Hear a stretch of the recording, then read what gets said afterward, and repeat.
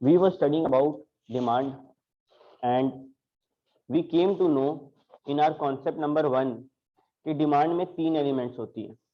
पहला desire two by मतलब खरीदने का इच्छा, दूसरा विलिंगनेस टू बाई मतलब खरीदने का मन, और तीसरा एबिलिटी टू बाई मतलब खरीदने का क्षमता।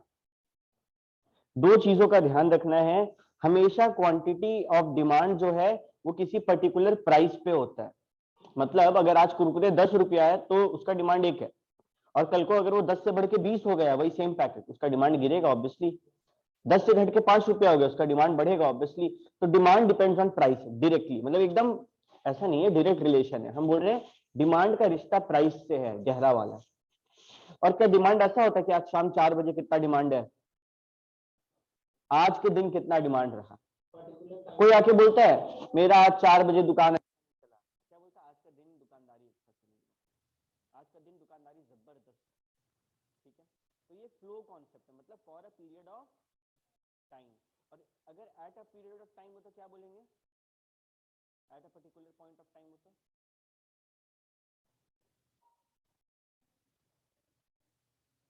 तुम लोग नहीं पढ़ा 11th 12 में फ्लो कॉन्सेप्ट और स्टैटिक कॉन्सेप्ट वगैरह? क्या होता है? ये हो गया flow concept.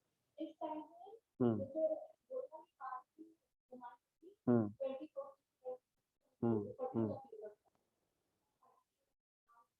At a particular point, आज शाम 4 बजे क्या सीन है ना? ये कॉन्सेप्ट हम लोग आगे पढ़ेंगे, स्टार्टिंग भी हम लोग में आएगा। ठीक है, concept refers to period of time. Anybody कुछ बोल रहा है? नो। फिर पढ़ें कुछ ऐसे फैक्टर्स जो डिटर्मिनेंट को ना, सॉरी, कुछ ऐसे ऐसे फैक्टर्स जो डिमांड को अफेक्ट करते हैं, जिसको इंग्लिश में क्या बोलते हैं? Determinant of demand. सबसे पहला फैक्टर जो एकदम भयंकर वाला डिमांड को इफेक्ट करता है, उसका खुद का दाम। अगर किसी सामान का दाम बढ़ता है, देखो लेफ्ट हैंड साइड में डिमांड का गिरता हुआ डायग्राम है, तो डिमांड क्या होगा? लेफ्ट हैंड साइड में बढ़ेगा। और किसी चीज का दाम बढ़ेगा तो उसका डिमांड, भैया प्राइस और डिमांड में कैसा रिश्ता है? इनवर्स, उल्टा। कुछ बढ़ेगा तो घटेगा, दूसरा चीज घटेगा। प्राइस गिरेगा तो डिमांड बढ़ेगा। तो अल्टीमेटली आंसर नेगेटिव आ रहा है, और जब भी आंसर नेगेटिव आता है रिश्ता इनवर्स होता है। आंसर पॉजिटिव आए तो रिश्ता क्या होगा? डायरेक्ट। ठीक है, cool. Price of related goods पढ़ने गए, बट रिलेटेड गुड्स समझाने के लिए हम 2 गुड्स का नाम लिए तुम लोग के सामने। Complementary, substituting. कॉम्प्लीमेंट्री साथ में साथ चलता है, इंक पेन, गाड़ी पेट्रोल, ठीक है, फोन सिम। और सब्स्टिट्यूटिंग मतलब एक के बदले दूसरा, जैसे पेन पेंसिल, चाय कॉफी, बाइक स्कूटी, माजा स्लाइस। ठीक है, तो कॉम्प्लीमेंट्री में क्या होगा? अगर इंक का दाम बढ़ेगा तो पेन का डिमांड पे फर्क पड़ेगा? बिल्कुल पड़ेगा भैया। इंक महंगा हो गया है, लोग कम पेन खरीदना चाहेंगे, पेंसिल का इस्तेमाल ज्यादा होगा। तो कौन सा रिश्ता हुआ? प्राइस बढ़ने पे डिमांड गिरा, प्लस माइनस माइनस, यानी कि इनवर्स रिश्ता। इनवर्स। और अगर प्राइस बढ़ने पे डिमांड बढ़ रहा है, किसका होगा भाई? Substituting good. चाय का दाम मार्केट में बढ़ गया और कॉफी का डिमांड उसके चक्कर में, आज चाय 5 रुपया में मिलता था, हम डेली शाम में बैठते मस्त चाय पीते।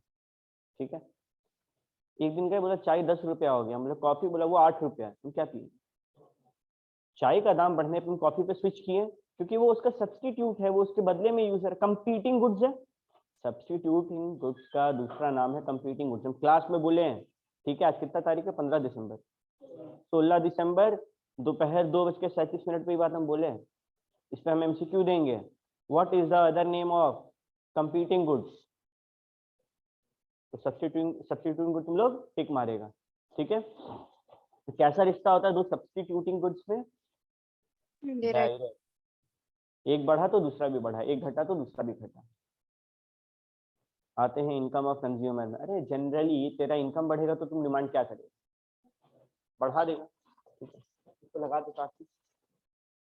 और कोई क्लास में आने वाला है नहीं, सब आ गया? Anyone missing?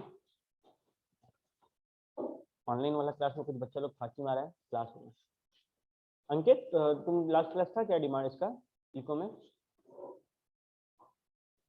अंकित ऑनलाइन, अंकित कुमार।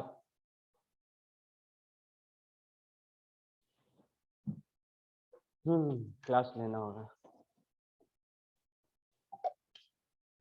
शुभम और संजना दोनों नहीं थी ना, बाकी सब तो किया ये क्लास। ठीक है, तुम लोग का कोई भी डाउट होगा वहीं पे रोक के पूछना, तभी आगे पढ़ पाएंगे। इनकम ऑफ कंज्यूमर, अगर तेरा इनकम सैलरी 50,000 से बढ़ के लाख रुपया हो गया तो तेरा डिमांड भी बढ़ जाएगा। जहाँ पे तुम 50,000 रुपया कमाने के बाद महीना में एक बार क्लब जाता था, तुम महीना में 4 बार क्लब जाएगा, है कि नहीं? तो भैया जनरली तो इनकम बढ़ने पर डिमांड बढ़ता है। अच्छा, तुम्हारा परचेजिंग पावर किस पे डिपेंड करता है? भैया डिस्पोजेबल इनकम पे। नॉर्मल इनकम और डिस्पोजेबल इनकम में क्या अंतर है? भैया नॉर्मल इनकम मतलब 50,000 कमाए, डिस्पोजेबल इनकम मतलब जो मेरे पास पड़ा हुआ है खर्च करने के लिए। 50,000 कमाए तो भैया टीडीएस कटेगा, घर का रेंट देंगे, कुछ मेन खर्चा हमको निकालना होगा नेसेसिटीज पे, उसके बाद जो ऐशो आराम का जिंदगी जीने के लिए बचा वो डिस्पोजेबल इनकम। तो तुम्हारा परचेसिंग पावर किस पे डिपेंड करता है? डिस्पोजेबल इनकम पे। कोई बंदा है वो महीने का 30,000 कमा रहा है, पूरा 30 उसका, धनबाद में 30,000 कमा रहा है, तो उसका कोई खर्चा है धनबाद में, रेंट खाना पीना कुछ नहीं, सब घर वाला देख रहा है, पूरा 30,000 डिस्पोजेबल इनकम। और कोई बंदा है जो महीने का 40,000 कमा रहा है, लेकिन सब खर्चा करने के बाद उसके पास बच रहा है 10,000, तो ज्यादा परचेजिंग पावर किसका हाथ है? बंदा नंबर 1 या बंदा नंबर 2? बंदा नंबर 1। गुड। अच्छा, गुड्स ना कई प्रकार के होते हैं, जैसे कि नॉर्मल गुड्स। नॉर्मल गुड्स मतलब सेम कहानी, कपड़ा, फर्नीचर, है ना? क्या होता है इसमें? भैया इनकम बढ़ेगा, डिमांड बढ़ेगा, तुम ज्यादा पैसा कमाएगा तो ज्यादा कपड़ा खरीदेगा, एकदम कॉमन। ज्यादा पैसा कमाएगा ज्यादा कम एक्सेसरीज, पर्स, शूज, ये सब खरीदेगा। एक होता है इंफीरियर गुड्स, कि जैसे आपका इनकम बढ़ेगा ना, एक बार के लिए तो आप ज्यादा खरीदोगे, बट फिर अचानक से आप कंजम्पशन कम कर दोगे, क्योंकि हम और बेटर खरीद सकते हैं। एग्जैक्टली।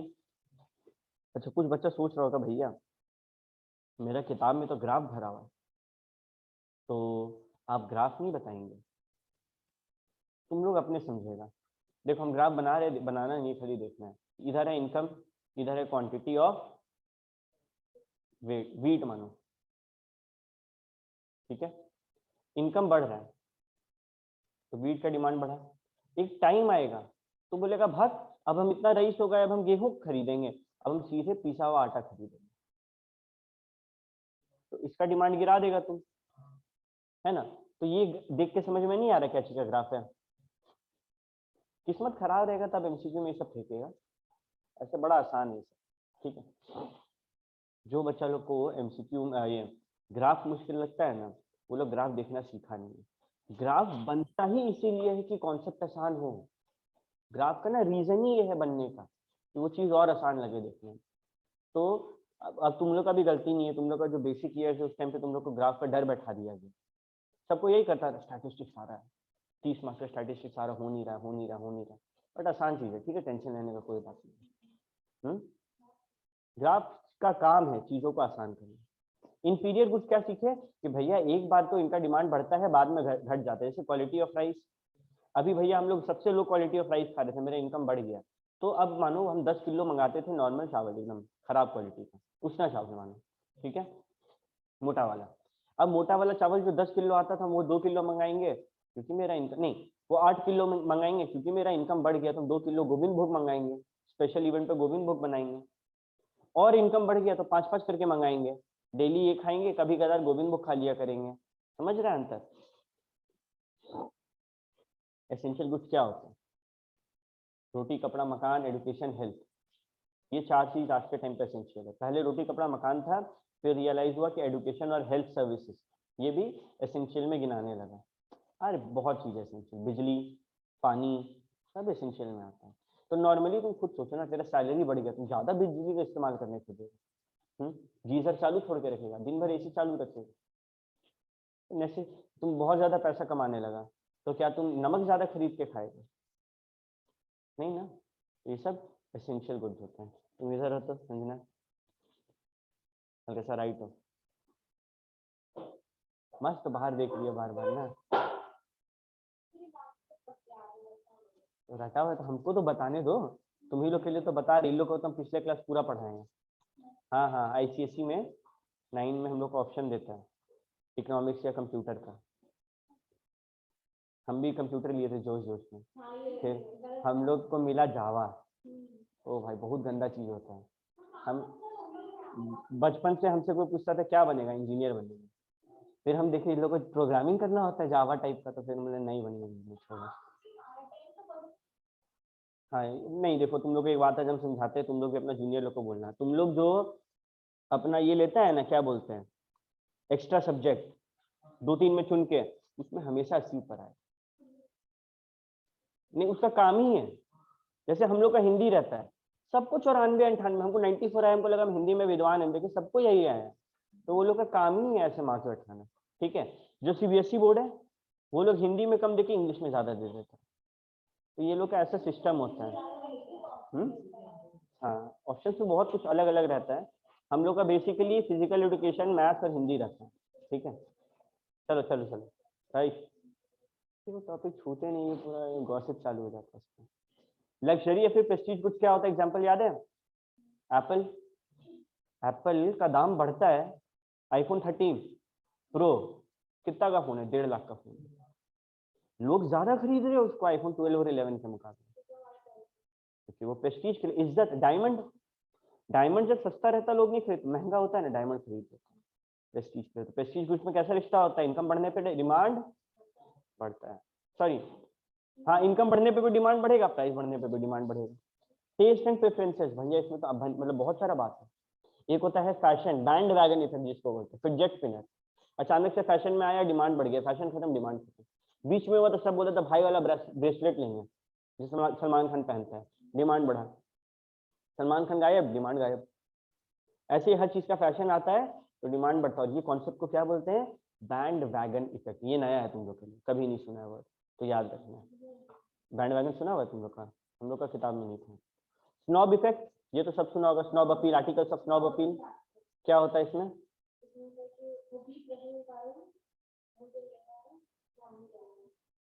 उल्टा बोलिए, वो वेबलेन इफेक्ट होता है। स्नॉब इफेक्ट देखिए 9 से पढ़ी हुई थी, ये वाला ध्यान से सुना। स्नॉब इफेक्ट में क्या होता है? क्योंकि बाकी लोग भी इसका इस्तेमाल कर रहे हैं तो हम नहीं। नहीं, तुम बोली पीयर प्रेशर के कारण उसको खरीदते हैं, that is band wagon effect. Fashion के चक्कर में स्नॉब इफेक्ट इज क्योंकि सब लिया है, सबके हाथ में है, तो हम यूज नहीं करेंगे, नहीं करेंगे। एमआई का फोन, लोग एमआई का फोन डिमांड गिरते हुए देखे, सब रियलमी में शिफ्ट हुआ। क्यों? एमआई हर कोई यूज करने लगा था। ठीक है, मतलब अगर कोई ऑटो चला रहा है ना, वो भी एमआई यूज कर रहा है।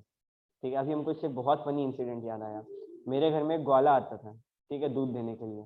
तो नया नया फोन आया था, नोकिया का जो नहीं होता है मैसेज टोन, उसका मैसेज बजा और वो फोन लगा के हेलो हेलो बोल रहा था। फिर हमको बोलता है कि देखो ना बाबू, फोन उठा नहीं, मैसेज आया और वो कान में फोन लगा के हेलो हेलो बोल रहा है। तो फोन उस टाइम पे इतना ज्यादा कॉमन हो गया था, नोकिया 3310। तो मेरे पास नोकिया 3310 था, मेरा ग्वाला के पास भी नोकिया 3310 था। तो हम तुरंत बोले पापा या तो हम फोन नहीं रखेंगे या फिर हमको दूसरा फोन आप दें। क्यों? Snob effect. ठीक है, वेबलेन इफेक्ट क्या होता है? ये तुम्हारा थर्स्टेन वेबलर के नाम के पीछे पड़ा था, लग्जरी गुड जिसको बोलते हैं, स्टेटस, डायमंड, पीछे आर्टिफैक्ट। ठीक है, इसका दाम बढ़ता है तो इसका डिमांड बढ़ जाता है। ओके, कंज्यूमर एक्सपेक्टेशन याद है? शेयर मार्केट में तुमको लग रहा है किसी पर्टिकुलर शेयर का दाम फ्यूचर में बढ़ने वाला है, तुम आज उसका डिमांड क्या करेगा? बढ़ा देगा। अरे लॉकडाउन, फ्यूचर एक्सपेक्टेशन, लॉकडाउन में क्या हुआ? मोदी जी बोले, हाँ आलू वाला, आलू का सबसे कॉमन, सबसे ज्यादा होर्डिंग हुआ। सबसे ज्यादा होर्डिंग किसका हुआ था? आलू का, क्योंकि आलू इज समथिंग जो हर घर में चलता है, हर कोई खा सकता है। तो लोग बोरा बोरा गिराने लगे। जो आलू 18 रुपए में मिल रहा था ना, अगले दिन लॉकडाउन का 40 रुपए में मिल रहा था, वो 60 तक। क्या डिमांड बढ़ गया? क्यों? क्योंकि कंज्यूमर का यही एक्सपेक्टेशन था कि उसका दाम बढ़ेगा, वही चीज हुआ। कॉमन फूड था। तो कंज्यूमर एक्सपेक्टेशन बहुत जगह लगता है, और इस चीज पे ना तुम लोग का आने वाला करियर डिपेंड होता है। ठीक है, जैसे तुम लोग का एक्सपेक्टेशन है कि तुम लोग फ्यूचर में सीएमए से सीए से ज्यादा कमाएगा, तो तुम लोग ये कोर्स किया, एमबीए नहीं किया।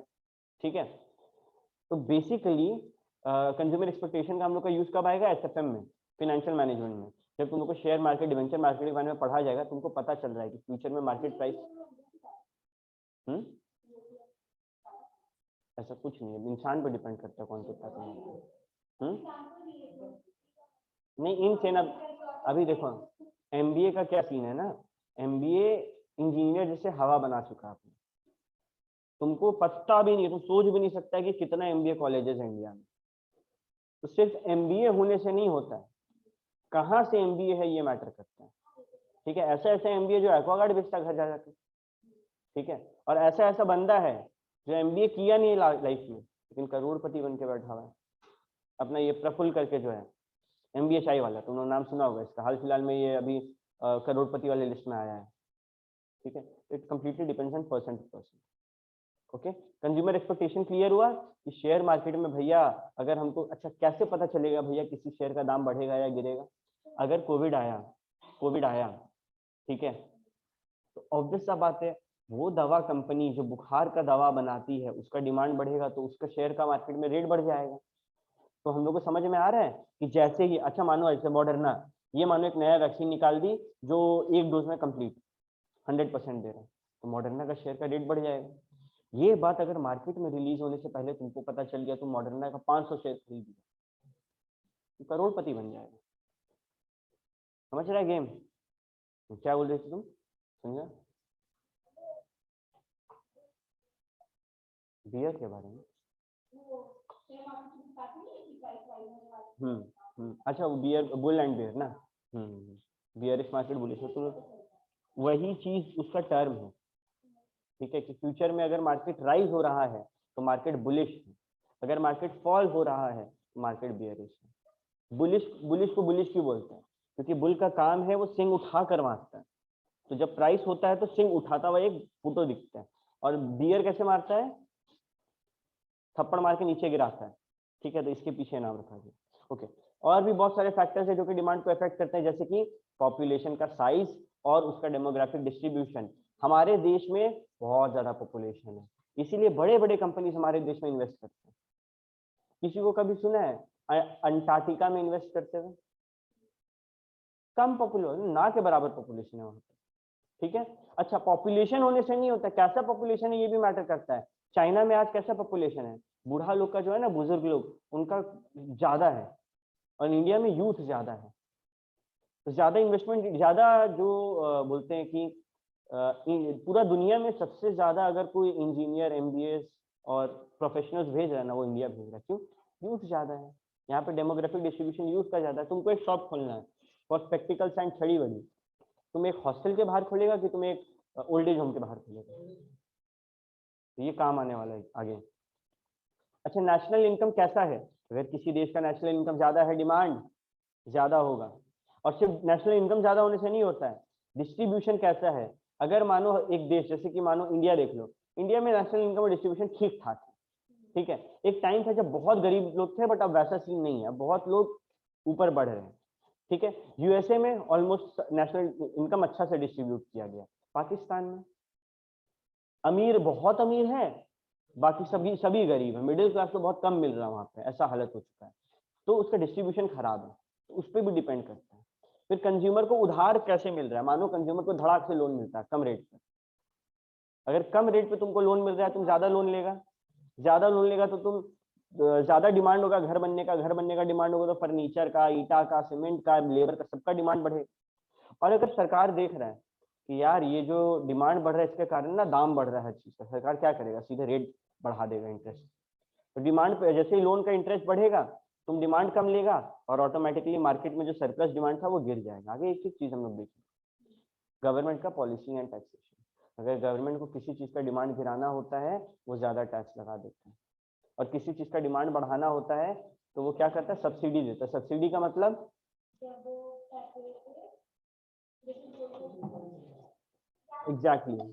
एग्जैक्टली रिफंड कर देना। तुम जो खर्चा कर रही है, गवर्नमेंट बोल रहा है तुम मत कर, ले मेरे से पैसा ले लो।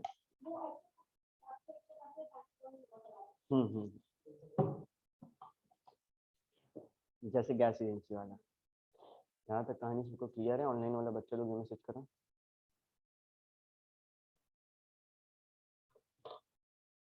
ऑनलाइन वाला बच्चा लोग,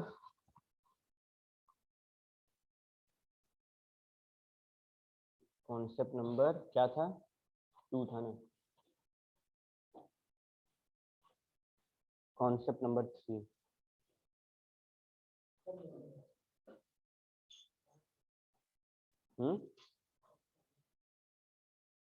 नहीं बोले, नहीं सुन पा रहे, क्या बोले?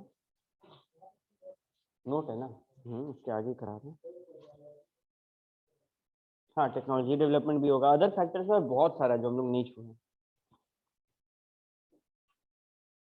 टेक्नोलॉजी डेवलपमेंट में अगर मानो किसी चीज़ का टेक्नोलॉजी ऐसा आ गया, जैसे फॉर एग्जांपल ड्रिंकिंग वाटर, इसका एक मशीन आता है 5 लाख रुपया में, जो तुम्हारा नॉर्मल पानी को फिल्टर करके ड्रिंकेबल वाटर बना देता है बड़ा तौर पे। तो जैसे ही टेक्नोलॉजी का डेवलपमेंट आया मार्केट में, सप्लाई बढ़ गया था। आज तुम देखेगा बहुत लोग पानी का काम कर रहे हैं और अच्छा खासा कमा रहे हैं उस पैसा से। तो क्या है, नदी से पानी लाओ, उसमें डालो, वो फिल्टर होके जगह जगह जा रहे हैं। ओके, अभी हम कुछ बहुत भारी सिखाने जा रहे हैं, ठीक है? सबको शांति से सुनेगा।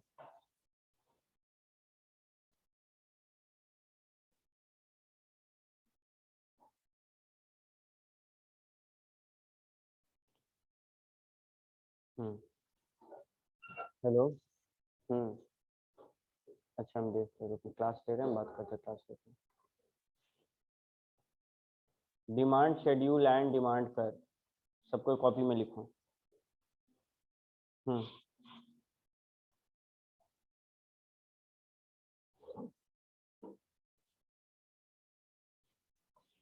डिमांड शेड्यूल एंड डिमांड कर।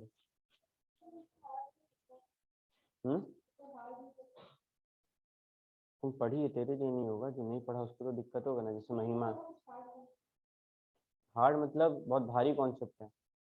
अगर ये कॉन्सेप्ट में तुम लोग थोड़ा भी ध्यान नहीं दिया, मतलब समझ लो पूरा चैप्टर इसके ऊपर है।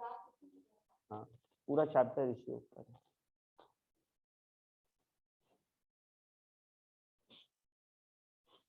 Demand schedule,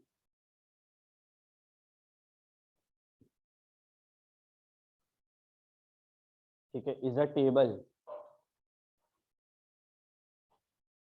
demand schedule is a table that shows various quantity of goods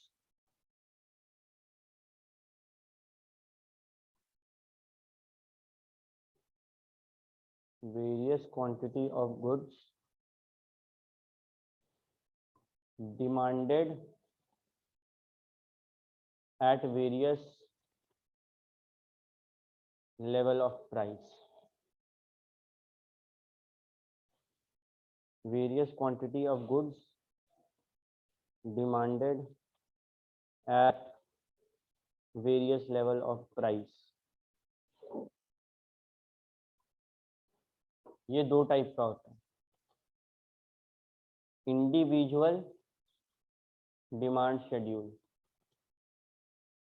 मतलब हम किसी एक आदमी से पूछें। अच्छा, व्हेन आई से आदमी या फिर when I refer to some masculine person, तो हम ऑटोमेटिकली औरत भी बोल रहे हैं, फीमेल को भी इंक्लूड कर रहे हैं। तो ऐसा बच्चा वाला सवाल मत पूछना कभी, सर आदमी मतलब औरत का इंडिविजुअल डिमांड शेड्यूल में नहीं होगा, ठीक है? तो मानो किसी एक आदमी को पकड़े के, रे किधर है, हमको तुम ये बता, अगर सिंघाड़ा का दाम 3 रुपया है, मतलब हम पकड़े मिस्टर एक्स को, हम बोले मिस्टर एक्स, इफ सिंघाड़ा इज 3 रुपीज पीस, तुम कितना खरीदेगा? मिस्टर एक्स बोला 10। हम बोले अगर 4 रुपीज पीस होगा तुम कितना खरीदेगा? वो बोला 8। हम बोले अगर 3 रुपीज पीस होगा तो तुम कितना खरीद, नहीं 3 तो हो गया ना, 5 रुपीज पीस होगा तो तुम कितना खरीदेगा? वो बोला 6। तो प्राइस बढ़ रहा है, डिमांड गिर रहा है। लेकिन ये हम किससे पूछे? सिर्फ और सिर्फ मिस्टर, मानो हम अगर मिस्टर एक्स जैसा 10 आदमी को खड़ा करें मार्केट में और 10 का सम कर दें कि तुम कितना, तुम कितना, तुम कितना, तो क्या बन जाएगा? Market demand.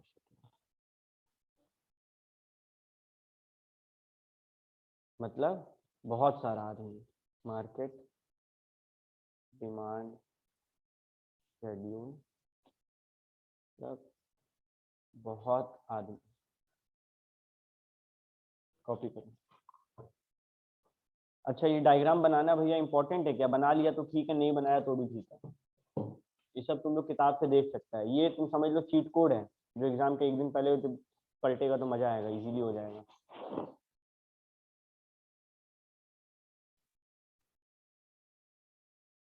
Okay smile.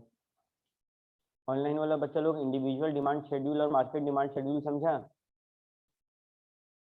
Yes yes sir.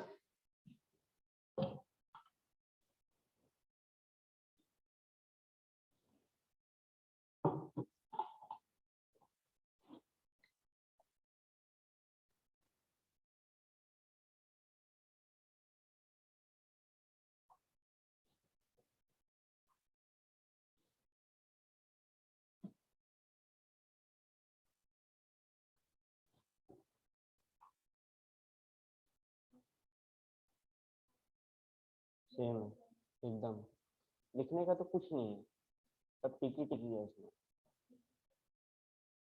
दोनों में, इकोनॉमिक्स मैथ्स सीए में भी टिकी टिकी। कब 12th में? कौन सा स्कूल में थी? हाँ इकोनॉमिक्स में क्या है ना, पढ़ने में मजा आता है। इकोनॉमिक्स और अकाउंट्स ऐसा सब्जेक्ट है कि हम लोग बेस से पढ़ रहे हैं, अचानक से इंटेलिजेंट वाला फीलिंग आता है, क्या इतना आसान। जीएसटी में सर पैर का बात होता नहीं है, कुछ भी बोल रहा है, 5 रूल ऑफ मैनेजमेंट, तो ये तो वो रटने वाला चीज खाली है। तुम लोग का बीसीके है, तुम लोग का मैनेजमेंट है, सीए सीएमए में आएगा, ऐसा थोड़ी है खाली सुख मिलेगा, दुख का भी तुम लोग को दर्शन होगा। ओके, डिमांड कर्व क्या होता है? यस, ग्राफिकल या फिर डायग्रामेटिकल, एक ही बात है, रिप्रेजेंटेशन ऑफ डिमांड शेड्यूल।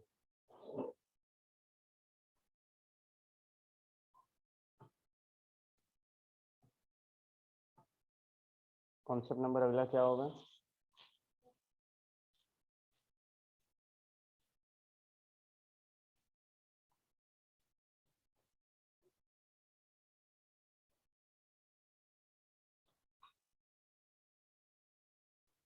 ये जो कॉन्सेप्ट है, ऊपर बोले थे ना बहुत इंपॉर्टेंट बात बोल रहे हैं, क्योंकि लॉ ऑफ डिमांड ही कहलाया इसलिए जाता है क्योंकि ऊपर जब कर्व बनाया, जब टेबल बनाया, ये लोग देखा दाम बढ़ता है तो डिमांड गिरता है, दाम गिरता है तो डिमांड बढ़ता है ना। तो basically this law states that there is an inverse relationship between price and quantity of goods demanded.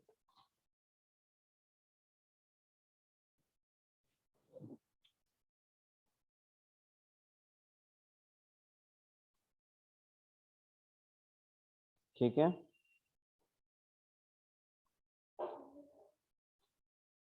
Between B/W मतलब बिटवीन,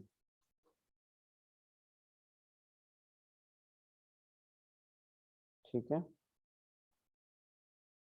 ओके,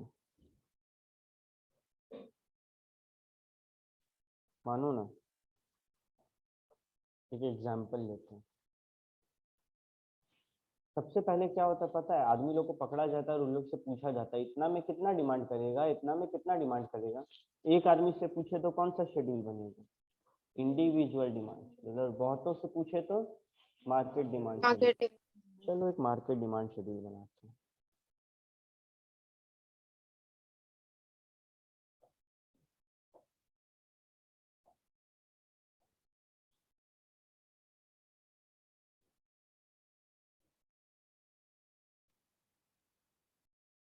हम पूछे यार एक सामान है वाई,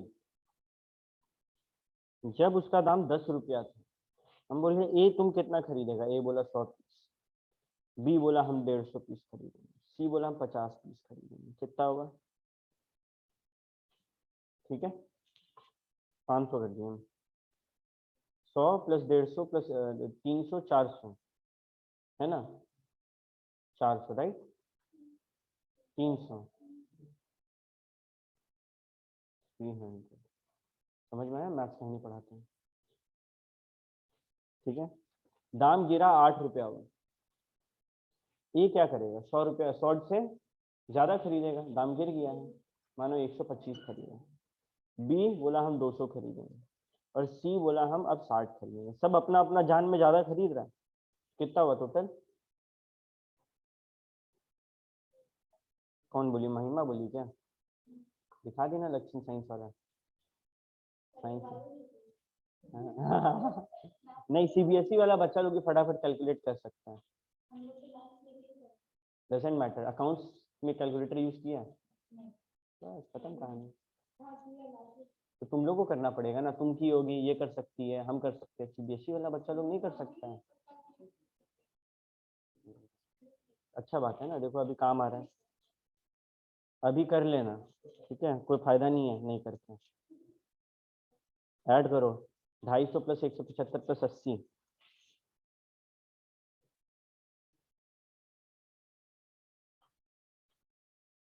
कितना होगा? 505 में। हर बार थोड़ी गलत होनी है, ठीक है। सेम कहानी है, प्राइस गिर रहा है, डिमांड बढ़ रहा है, भैया डिमांड शेड्यूल में कहानी तो आपका क्लियर है, ठीक है, कॉपी करो फटाफट। ये लाइन लिख लिया ना, लाइन महा इंपॉर्टेंट हो भाई, गजब ना इंपॉर्टेंट है ये। कौन सा में? तो वो तो प्रॉपर डेफिनेशन हो गया जो हम लोग को किताब में देखना है, ये हम नोट्स लिखवा रहे हैं।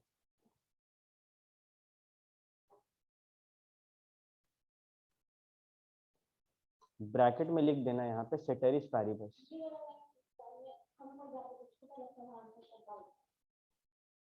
Other thing remaining the same.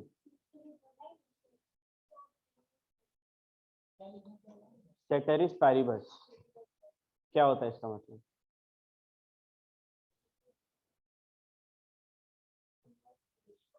हाँ नहीं, इजी है भैया, नहीं से पढ़ रहे हैं।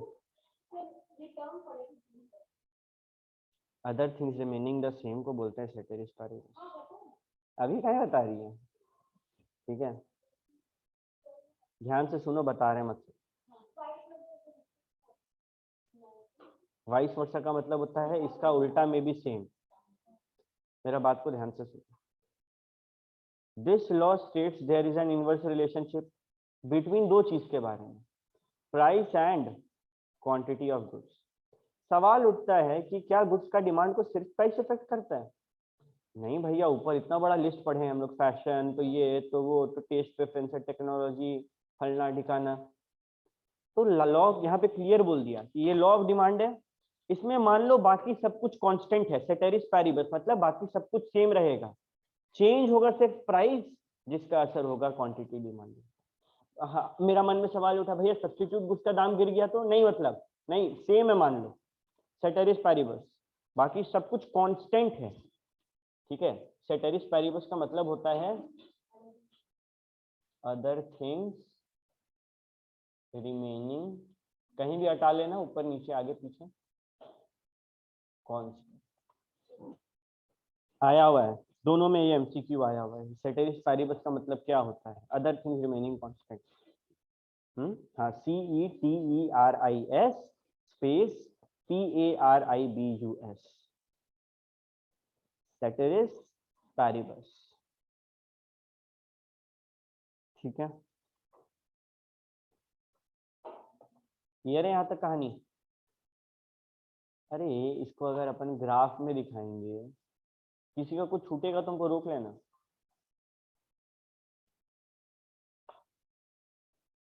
इसका ग्राफ टफ है क्या?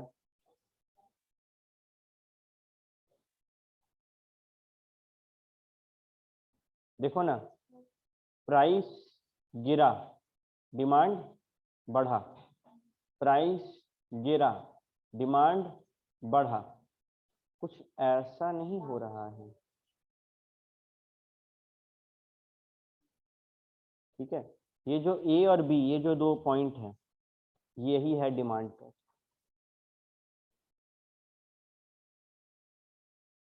लोग ये ध्यान रखना सबको, ये कौन सा स्लोप है।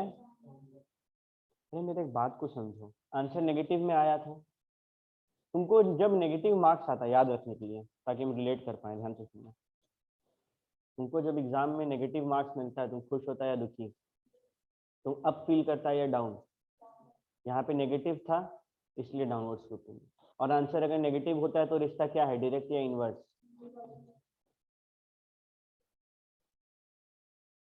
सब में एक रिश्ता बैठ गया दिमाग में। इसी को बोलते हैं नेगेटिवली स्लोप।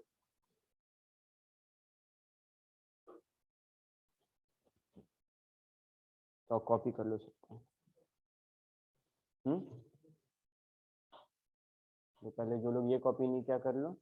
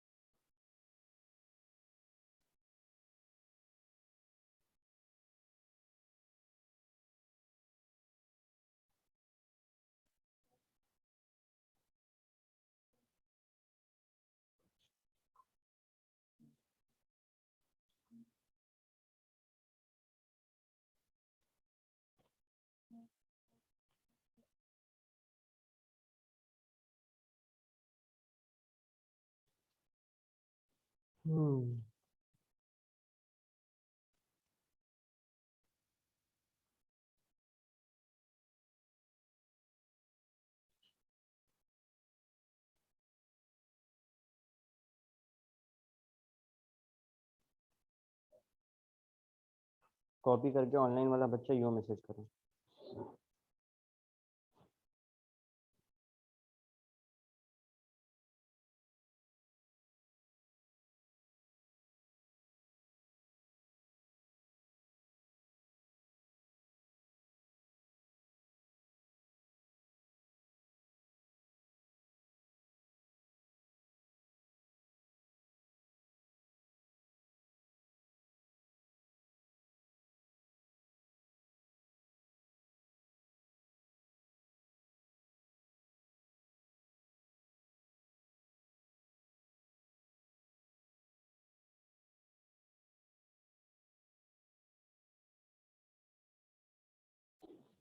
ज्ञान अटा माथा में, पता तो सबको होगा सारा कहानी, लेकिन हम जो शब्दों का प्रयोग कर रहे हैं ना, वो जरूरी है। Downward sloping, negatively slope, inverse relationship, exam में ये सबसे खेल खेले।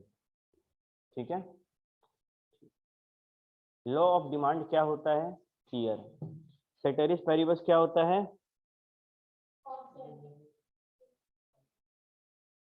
अबे आलसी लोग, पूरा बोलो ना। Other things remaining same. अभी ना हम आगे बढ़ रहे, हम अगला इंपॉर्टेंट टॉपिक को डिस्कस कर रहे हैं। ब्लैक पेन से लिख लेना तुम लोग। I hope concept number black pen से, अंदर का मटेरियल ब्लू पेन से लिख रहा होगा, ग्राफ बनाने के लिए पेंसिल का इस्तेमाल कर रहा होगा। इम्पोर्टेंट, ठीक है चलो कोई नहीं। अभी लिखो ब्लैक पेन से, कॉजेस या फिर reason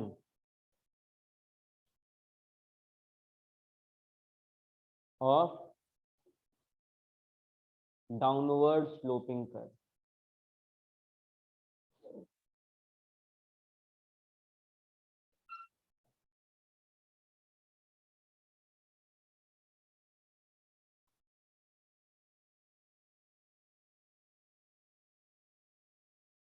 reason for downward sloping curve.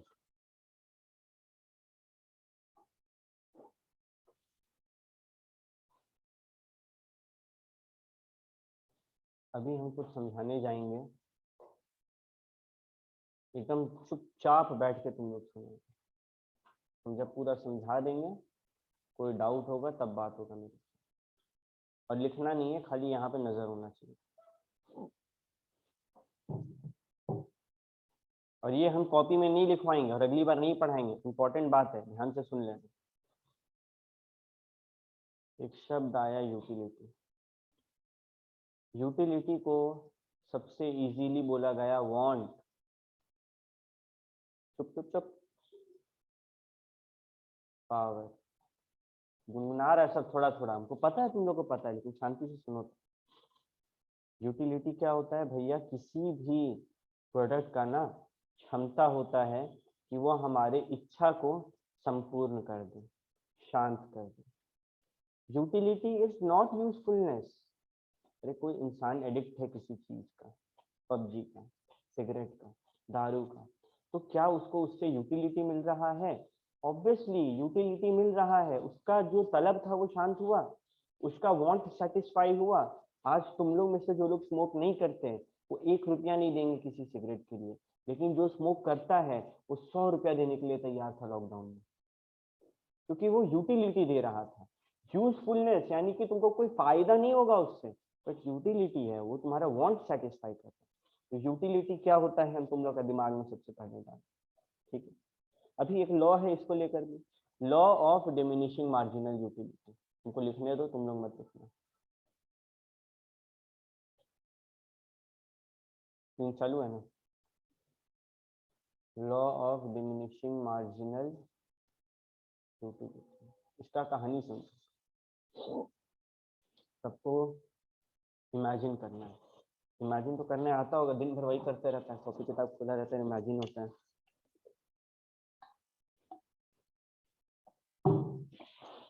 तो अब हम बोल रहे हैं क्लास में इमेजिन करना। मानो तुम ना भयंकर वाला भूखा, एकदम गजब भयंकर, हम तुमको दिए एक समोसा। मानो तुमको समोसा बहुत पसंद है, किसी का मन में होगा भैया समोसा पसंद नहीं है, मान लो, ठीक है। एक समोसा दिए और हम तुमको बोले कि यार मेरे को बताओ तुम आउट ऑफ 10 कितना मार्क्स दोगे, इस समोसा से तुमको कितना का सेटिस्फैक्शन मिला। भूखे हो 2 दिन से, अचानक से एक समोसा खाने को मिला है, तुम 10 आउट ऑफ 10 दोगे? बोलो कि 11 दे सकते तो 11 दे। क्यों? पूरा वांट सेटिस्फाई हुआ है। ठीक है, मानो हम तुमको एक और समोसा दें, क्या आप 10 आउट ऑफ 10 ही दोगे? भैया अब वो मजा नहीं आया जो पहला समोसा में आया। एक और समोसा दिया, कोई खाया है लाइफ में 3 समोसा एक बार में? तीसरा समोसा में क्या लगता है? बस भाई हो गया, है ना, इससे ज्यादा नहीं। अब तीसरा समोसा खा के लगता है कोई फायदा नहीं हुआ, खा के पेट ही भरा हुआ है, भर गया, हमें एक और समोसा दिया। उल्टी आएगा, हॉस्पिटल जाने का मन करेगा, मन से गाली निकलेगा। तो देख रहा है जैसे जैसे कमोडिटी इंक्रीज हो रहा है, यूटिलिटी डिराइव क्या हो रहा है? यही है law of diminishing marginal. Clear है? ठीक, अब इसको कॉपी करो सबसे पहले। संजना तुम मोबाइल चला रही है? ठीक है,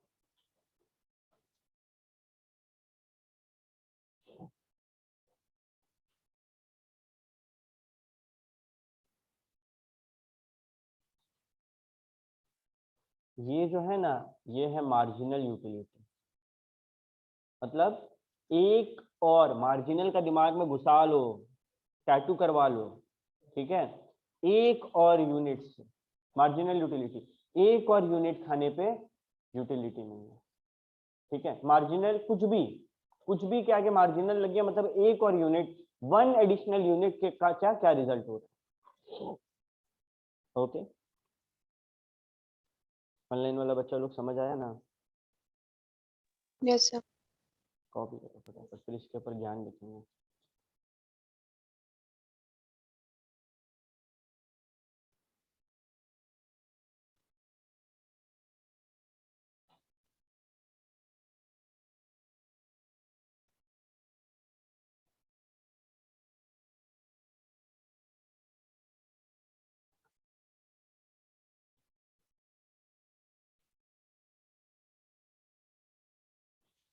तुम लोग ऐसे साइड में लकीर बना के मत लिखना, तुम लोग नीचे में भी लिख सकते हैं।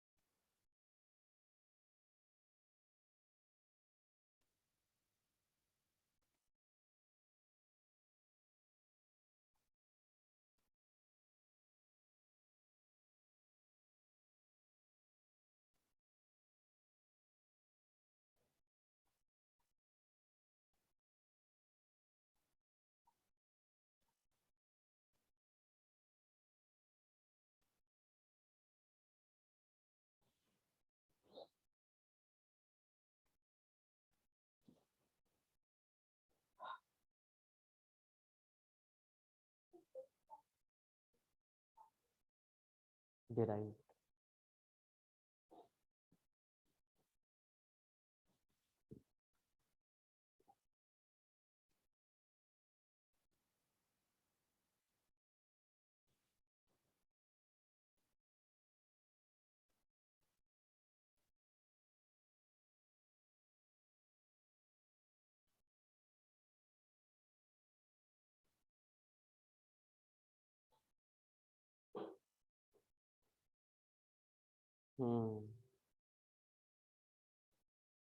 क्लियर है?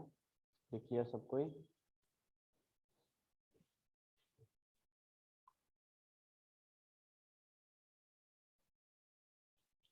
हो गया हमारी लाती? Yes sir. ऑनलाइन वाला बच्चा सबका हो गया ना?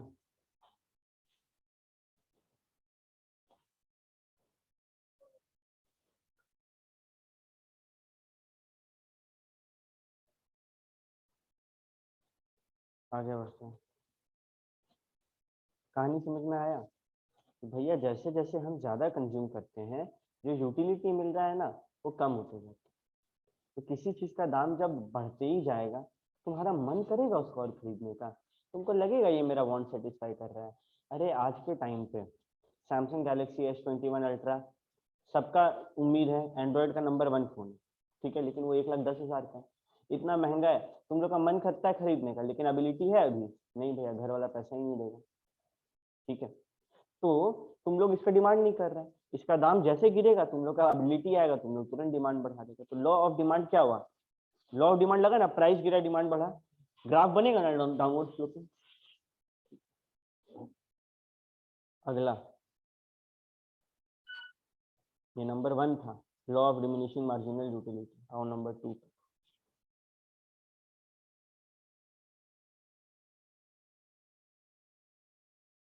Substitution effect.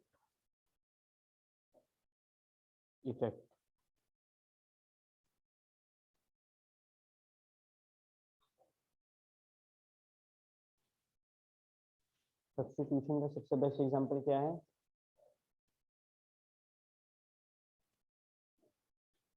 T and coffee.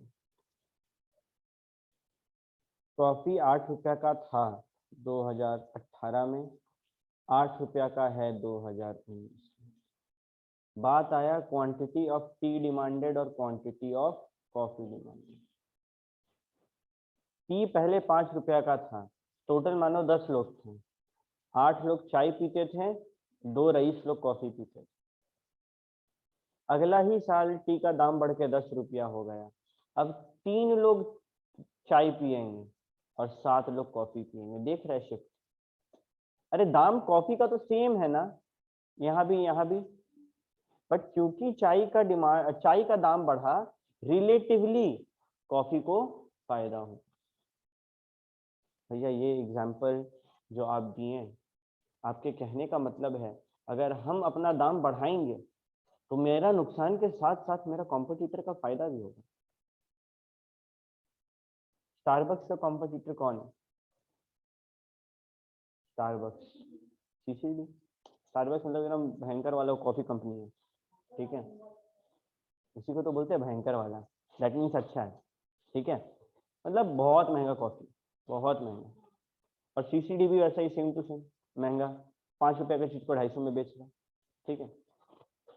तो अगर स्टारबक्स अपना रेट और बढ़ाता है ना, तो हम लोग के लिए क्या वो प्रेस्टिजियस गुड्स है, ठीक है, बट एट सर्टेन लेवल हम लोग पे करना चाहेंगे ना।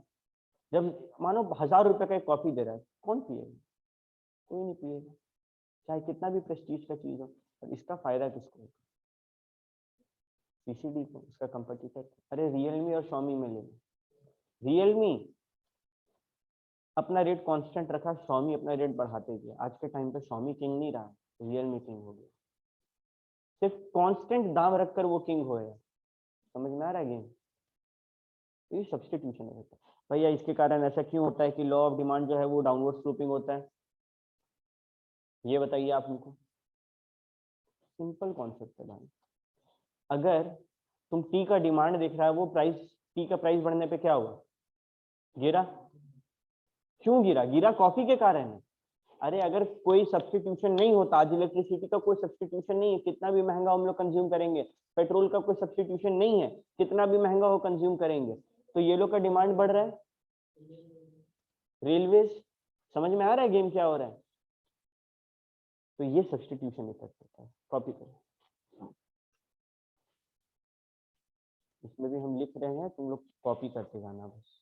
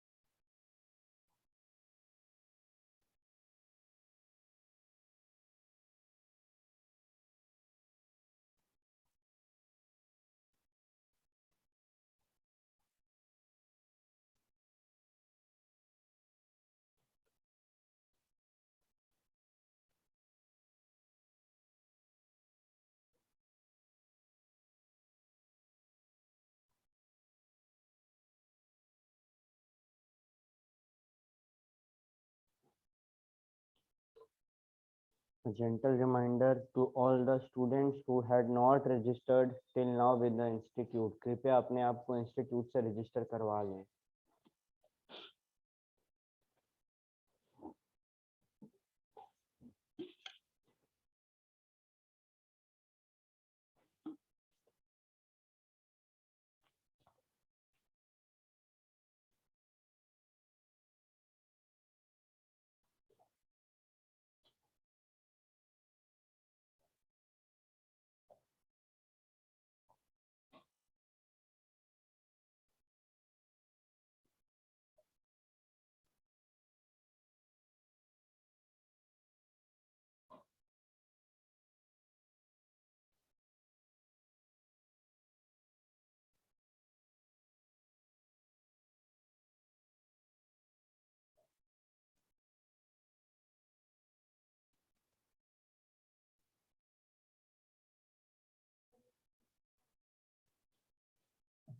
आईडी नहीं खुल रहा है ना। सर वॉन्ट बी अफेक्टेड के बाद क्या लिखा है? Imagine feeling not won't be affected much immediately। हाँ ज्योति, तुम क्या करना, तुम पापा के साथ जाना, सीए में है ना तेरा, सीए है, तुम पापा के साथ जाना सीए ऑफिस, वहां से करा देना। दीदी जो है 9,200 जो रेट है 9,300 लेगी, लेकिन कर देगी, 100 रुपये एक्स्ट्रा लेगी क्योंकि तो तेरा क्या दिक्कत हुआ है? अच्छा तेरा तो नंबर चेंज हुआ है ना खाली, हाँ तो तुम वहाँ पे जाके चेंज करा लेना, नंबर चेंज कराना है, तुम गलत नंबर दे दिए। हाँ तो उनके पास जाना, करा, बस अपना भाई को बोलना कि वो थोड़ा रेडी रहेगा, ओटीपी वगैरह गिरेगा तो बताएगा।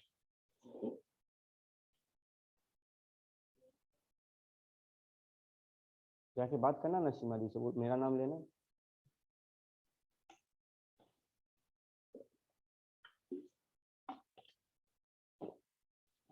सब कॉपी कर लिया है, सब्स्टिट्यूशन इफेक्ट क्लियर है, आगे बढ़े। Yes sir. अगला पॉइंट नंबर 3, इनकम इफेक्ट।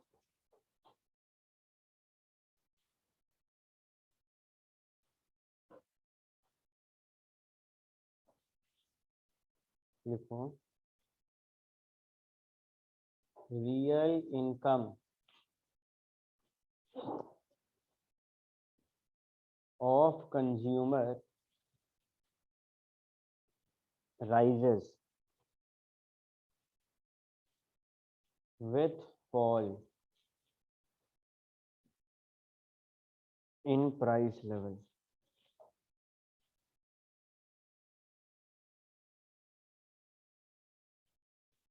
ठीक है, सिंपल कॉन्सेप्ट। अगेन सेटरिस पैरिबस, बाकी सब कुछ सेम है, खाली कुछ डाटा है जो हम तुमको दिखाएंगे यहाँ पे। वाई का मतलब इनकम। मानो तेरा इनकम 1000 रुपया था पहले और अभी भी 1000 रुपया है। क्वांटिटी बात कर रहे हैं हम लोग राशन का। मानो पहले जब 1000 रुपया था, राशन मिलता था हम लोग को 600 रुपया में, तो हम लोग कितना बार मंगा सकते हैं? फ्रीक्वेंसी क्या होगा? एक बार। लेकिन अगर इसका दाम गिर जाएगा 500 बार, सॉरी ये प्राइस है, प्राइस, और ये क्वांटिटी है, ठीक है, तो अब हम 2 बार नहीं मंगा लेंगे इसको। मेरा इनकम सेम है, मेरा इनकम रियल इनकम सेम है, लेकिन रियल इनकम बढ़ गया ना इसके प्राइस के चेंज होने के कारण। रियल इनकम मतलब वो इनकम हम जो खर्चा कर सकते हैं। पहले 400 खर्चा कर पाते किसी और चीज के ऊपर, अब 500 कर पाएंगे। समझ में आ रहा है? यही यहाँ पे बोल रहा है। कॉपी करना।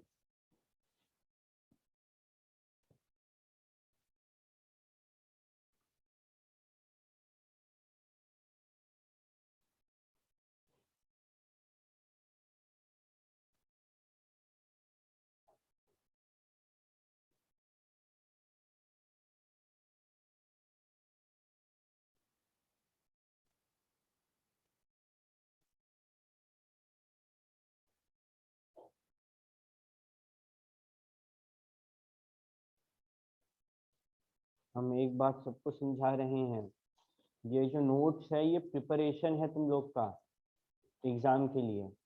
इसमें से सवाल नहीं आएगा एग्जाम में, सवाल आपके किताब से आएगा। तो अल्टीमेटली रटना आपको किताब से है।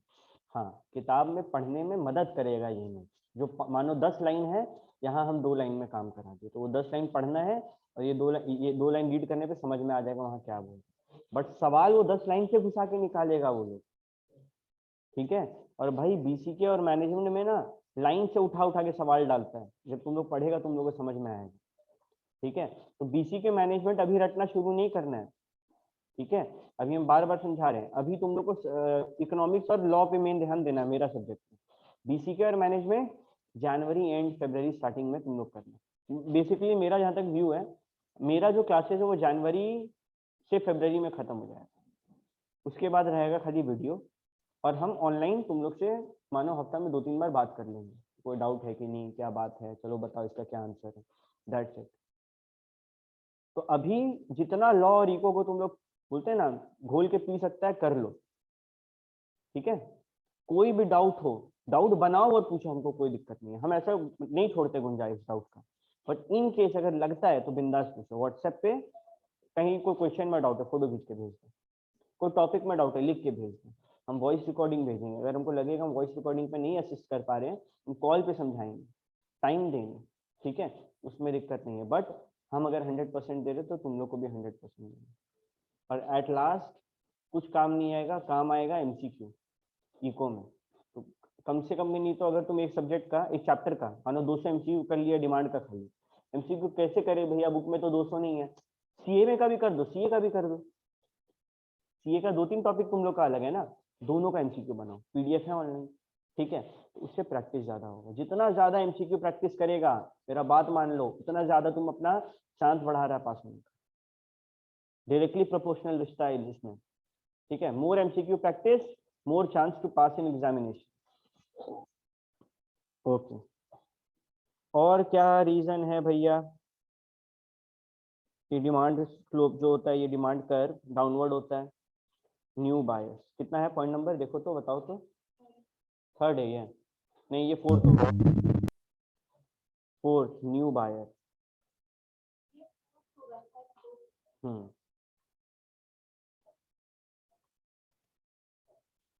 मानो प्राइस ऑफ गुड्स फॉल, जैसे किसी चीज का दाम गिरता है will attract new buyer.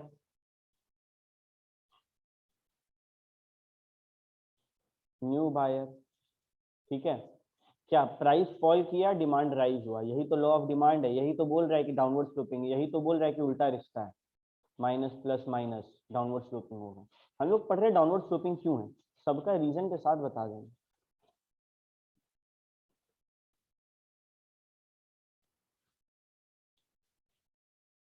Note, demand for old buyer will also increase if price falls. old buyer और खरीदेगा,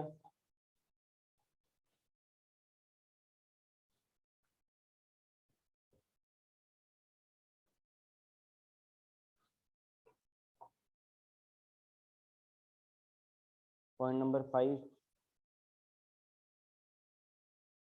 different uses.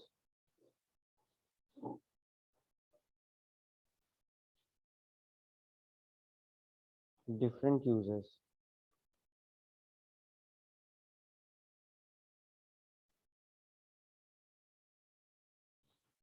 देखो मेरे बात को ना बड़े गौर से समझने की कोशिश करना।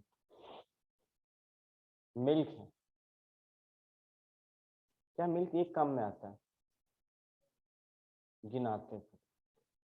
सबसे ज्यादा जरूरी होता है मिल्क को हम लोग ड्रिंक करते हैं, उसके बाद चाय बनाने में, कॉफी बनाने, उसके बाद मिठाई बनाने में या फिर किसी भी प्रकार का खाना बनाने में, उसके बाद हाँ वो स्वीट फूड में हो गया। ब्यूटी हैक्स है ना, दूध से बहुत सारे कॉस्मेटिक में यूज होता है, सोप वगैरह में। और हमारे इंडिया में दूध का सबसे ज्यादा प्रयोग कहाँ होता है, रिलीजियस प्लेसेस में। शिव जी पे दूध चढ़ाता है लोग, ठीक है, क्योंकि आज दूध सस्ता है तो सब हीरो बन रहा है ना। पेट्रोल चढ़ाए, ताकत है तो है, पेट्रोल से भी ब्यूटी हैक होता है, बहुत सारा प्रोडक्ट में पेट्रोलियम होता है। कितना यूज हो रहा है पेट्रोल, नहीं हो रहा है, क्यों, क्योंकि दाम ज्यादा है। पेट्रोल का भी बहुत सारे यूजेस है, मिल्क का भी बहुत सारे यूजेस है, बट मिल्क हर जगह यूज हो रहा है, क्यों, क्योंकि वो सस्ता है भाई, इजीली अवेलेबल है उसका। अच्छा इकोनॉमिक्स का एकदम बेसिस क्या है पता है, जन्म क्यों हुआ था इकोनॉमिक्स का, कि भैया एक सामान है, उसका अल्टरनेटिव यूजेस है, डिमांड अनलिमिटेड है लेकिन स्कैरसिटी है, तब इकोनॉमिक्स का जन्म हुआ कि हम आ रहे हैं, हम तुमको दो चार को लॉ समझाएंगे, दिमाग में डाल लो, उसी हिसाब से चलेगा दुनिया। तो आज मिल्क सस्ता है, तुम्हारे घर में खूब सारा दूध आया, तुम दूध पी लिया, घर में चाय कॉफी बन गया, घर में मिठाई विठाई बन रहा है, मस्त मुंह में मलाई लगा के सो रहा है, शिव जी को दूध से नहला दे। दूध थोड़ा महंगा हुआ, बोला भाई खाली अब खाने पीने का सामान में होगा, ब्यूटी है और रिलीजियस में यूज नहीं करेंगे। दूध और महंगा होगा, तुम लोग सिर्फ ड्रिंक करेगा, है ना। तो बेसिकली तुम खुद अपना घर में जब दाम बढ़ने पे डिमांड गिरा रहा है, अरे पहले इतना कुछ यूज करते थे तो कम से कम 10 लीटर दूध दिन में लगता था, अब दूध महंगा हो गया, तुम यूजेस कम किया तो डिमांड भी तो कम हुआ, तो इसके कारण क्या होगा, डिमांड कर्व गिरेगा। यही रीजन है इसके पीछे, क्लियर है। ओके, कॉपी करो इसको।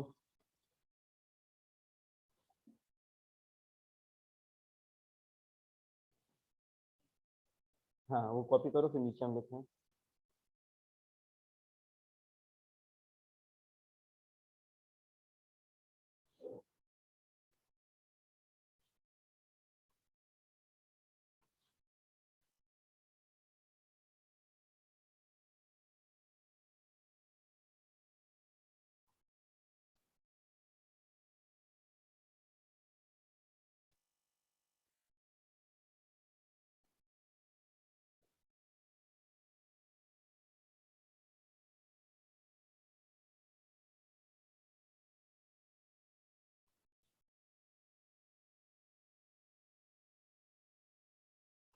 अच्छा, ये जो है ना causes of law of demand, reasons of ये जो फॉल है, ये रीजन ऑफ फॉल को सीए के किताब में लिखा गया है rational of law of demand. क्या बोला है? Rational of law of demand.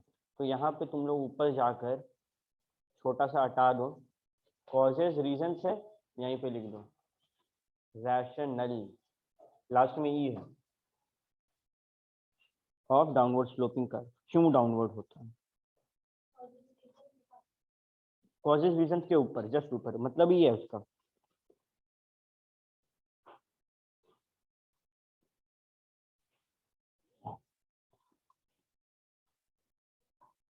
ठीक है, अभी ध्यान से सुनो मेरा बात। आज का क्लास तो यहाँ पे कंप्लीट हुआ, लेकिन